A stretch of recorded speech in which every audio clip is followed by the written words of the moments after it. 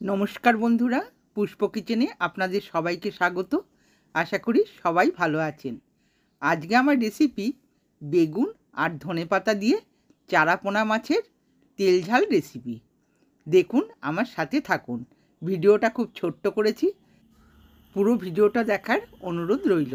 দেখুন, এর জন্য আমি ছোট ছোট করে বেগুন, দুটো পেঁয়াজ কুচিয়ে নিয়েছি, আর নিয়েছি দুটো টমেটো, আর নিয়েছি চারাপোনা মাছ ভালো করে কেটে ধুয়ে নিয়েছি। খুব ছোট্ট ছোট্ট মাছ বন্ধুরা। এতে দিয়ে দিলাম সামান্য লবণ আর সামান্য পরিমাণে হলুদ। ভালো করে মাখিয়ে নেব, সুন্দর করে লবণ হলুদটাকে মাখিয়ে নেব। এখানে আমি 250 গ্রাম পোনা মাছ নিয়েছি, খুবই ছোট ছোট মাছ। কড়াইতে দিয়ে দিলাম সর্ষের তেল। সর্ষের তেলেই পুরো রান্নাটা আমি করব। এবার মাছগুলোকে দিয়ে দিলাম। সব কটা মাছটা আমি একসাথে দিলাম না, ভেঙে যাবে। কিছুটা মাছ দিয়ে দিয়েছি। দেখুন, নেড়ে চেড়ে দিলাম।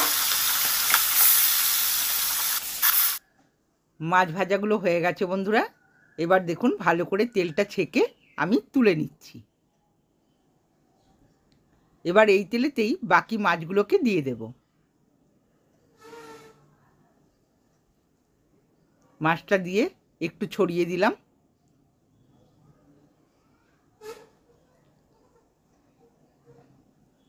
একটা দিক হয়ে গেছে বন্ধুরা, আবার অপর দিকটাও আমি উল্টে দিলাম।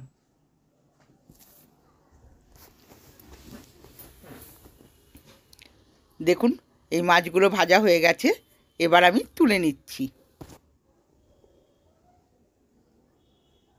এবার ওই তেলেতেই দিয়ে দিলাম ছোট ছোট করে কাটা বেগুনগুলো।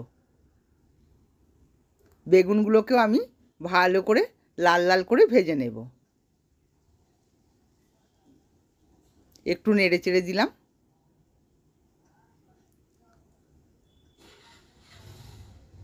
এবার দিয়ে দেব সামান্য পরিমাণে লবণ আর পরিমাণ মতো হলুদ। লবণ আর হলুদটা দিয়ে বেগুনটাকে সুন্দর করে ভেজে নেব।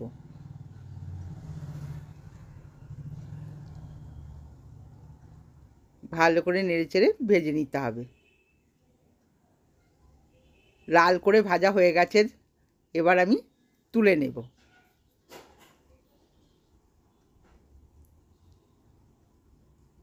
সব বেগুন কটা তুলে নিলাম। ওই তেলেতেই দিয়ে দেব 1/2 চামচ কালো জিরে। এবার দিয়ে দিচ্ছি 7-8 কোয়া রসুন। রসুনটাকে আমি কুচিয়ে নিয়েছি। খুব হালকা করেই রান্না করব বন্ধুরা, গরমের দিন। দেখুন, 4-5টা কাঁচা লঙ্কা চিড়ে দিয়ে দিলাম। রসুনটাকে লাল লাল করে একটু ভেজে নিতে হবে। এবার দিয়ে দিলাম গ্রেট করা আদা। সামান্য পরিমাণে আদা আমি এতে দিয়ে দিলাম। এবার ভালো করে ভেজে নেব। যতক্ষণ না আদার কাঁচা গন্ধটা যায় ততক্ষণ ভাজতে হবে। আদাটা ভাজা হয়ে গেছে। এবার দিয়ে দিলাম কোচানো পেঁয়াজ। পেঁয়াজটাকে খুব লাল করে ভাজবো না বন্ধুরা, পেঁয়াজটা একটু হালকা করে ভেজে নিতে হবে। ভালো করে নেড়েচেড়ে ভেজে নেব। দিয়ে দেবো সামান্য লবণ। লবণটা দিলে পেঁয়াজটা তাড়াতাড়ি মজে যাবে। লবণটা দিয়েও নেড়েচেড়ে দিলাম। দেখুন, পেঁয়াজটা হয়ে এসছে। খুব বেশি লাল ভাজা করব না। এবার দিয়ে দিচ্ছি কোচানো টমেটো। দুটো মিডিয়াম সাইজের টমেটোকে আমি কুচিয়ে রেখেছিলাম। টমেটোটা দিয়ে সুন্দর করে নেড়েচেড়ে ভাজতে হবে। টমেটোটা ভালো করে মজিয়ে দিতে হবে। দেখুন, টমেটোটা মজে গেছে।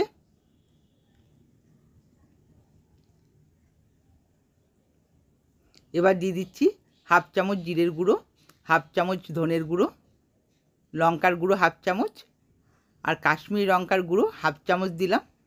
হলুদের গুঁড়ো 1/2 চামচ। কাশ্মীরি লঙ্কার গুঁড়োটা একটু রঙটা ভালো হওয়ার জন্য দিয়েছি। পরিমাণ মতো জল দিয়ে আমি এটাকে কষিয়ে নেব। সব কিছু ড্রাই মশলা, তাই সামান্য জল দিতে হলো।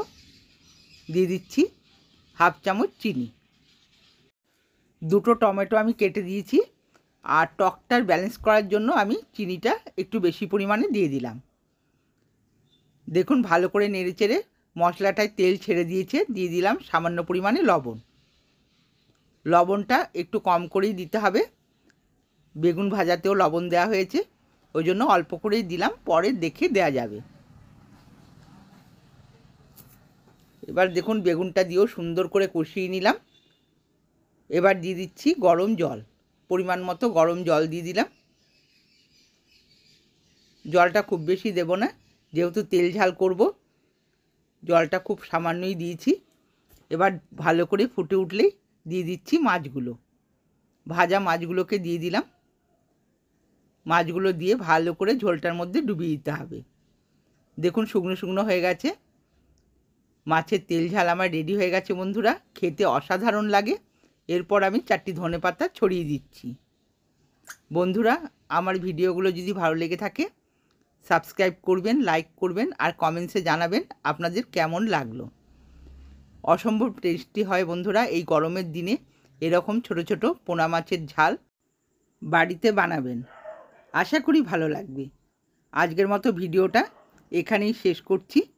সকলেই ভালো থাকবেন, সুস্থ থাকবেন। ধন্যবাদ।